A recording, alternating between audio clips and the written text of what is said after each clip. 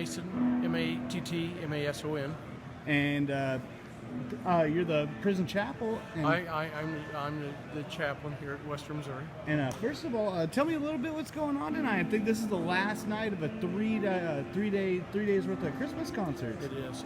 We're calling it Christmas on the Inside for the offenders. I'm partnering with Prison Power Ministries, Bill Quorum, and we're bringing in a group and a lot of people to bring in encouragement and hope and just let these guys know that they can rise up and that there's hope for them.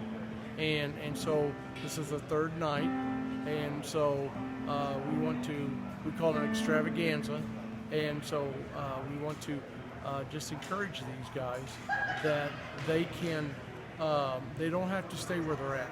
They can better themselves, make wise choices. And so I made somebody had asked me about the entertainment. I said, the entertainment, whether we do a band or car, that's just a tool that we use to draw these guys out. Mm-hmm. And then we minister to them, we talk to them about making better choices. And I've always said that, sometimes ministry isn't religious, because, a car show is not religious.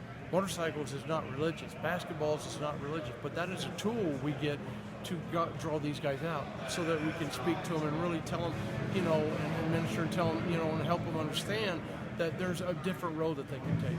Absolutely. And how important is it when, prison is a place where a lot of people can lose hope in a lot of things. A lot of people who get themselves into even more trouble through joining gangs and that kind of stuff. How important are events like this just to keep them, positive about what they're doing? It's crucial.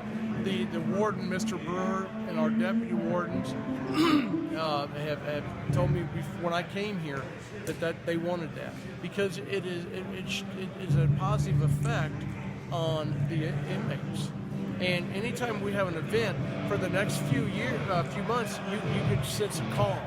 And so it's absolutely crucial for these kind of events. And final question, because they seem like they're warming up, but one more question, which is what's been the reaction you've gotten in these last two concerts so far?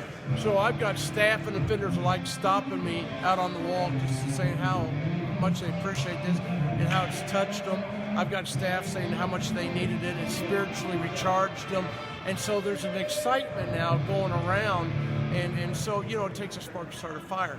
And just a few people coming in and encouraging these guys, and these guys take it back to their housing, and then guys see how excited they are, and it spreads.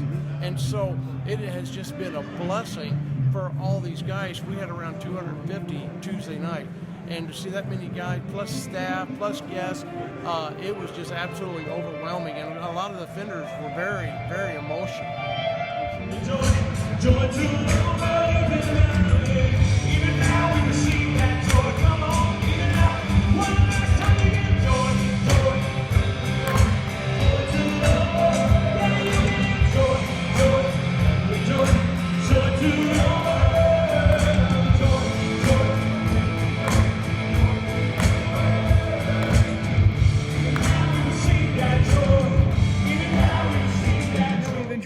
been introduced, but sure. For the recording, could you state your name and how I spell it?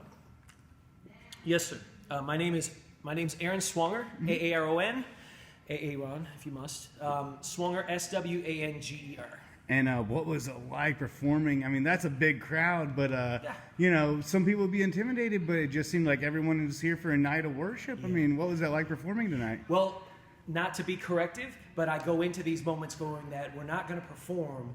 We're going to worship. We're going to minister. Mm-hmm. And, I grew up, I was trained as a vocal performer. So it's so funny you said perform because I actually know what performing is like.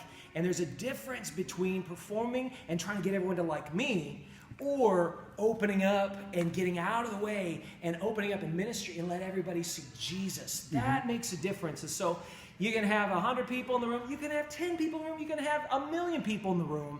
And it doesn't shake me up because I know it's not about me. It's so freeing. There's a freedom in that. And tonight it was really encouraging. It was a lot of fun. And my favorite part is always to get the room singing. You get everybody else singing, you just step back. And I actually had a concert for me tonight, to be honest. The room was beautiful. It was a beautiful sound coming out of those guys. And how'd you hear about this? How did it all get started? Was it Bill that called you? Yeah, or? Bill Corum and Prison Power Ministries. I'm with Hope City, KC, in downtown Kansas City.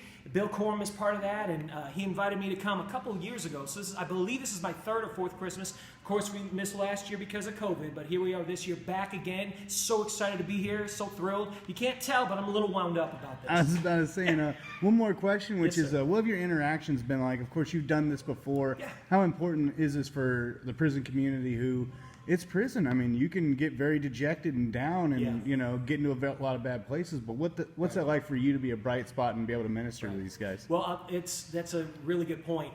Again, I said earlier, my dad's a preacher. My grandpa was a preacher. I grew up on the straight, narrow, and I didn't venture into some of the things. I've got so many friends in my life that have, done some of the hardest, most unbelievable things. You're like, oh my gosh.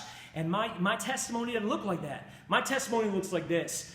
God stopped me from doing the things that were in my heart. I tell everybody, I'm like, God stopped me because I probably would have out-sinned all of y'all. I would have been in prison twice as long as all of you. God stopped me. I ain't perfect by any stretch. I know I need a Savior. Even as the guy who sat out and grew up in church, I knew I needed a Savior. And I still know even more now that I need a Savior. And so just coming among other brothers, just like myself, we all need a Savior. It's awesome. It's encouraging. It's what I love doing, what we're doing. All right. Well, no, that's all I got. I don't want to take you too much away, but hey, I appreciate your time, sir. Thank you. No problem.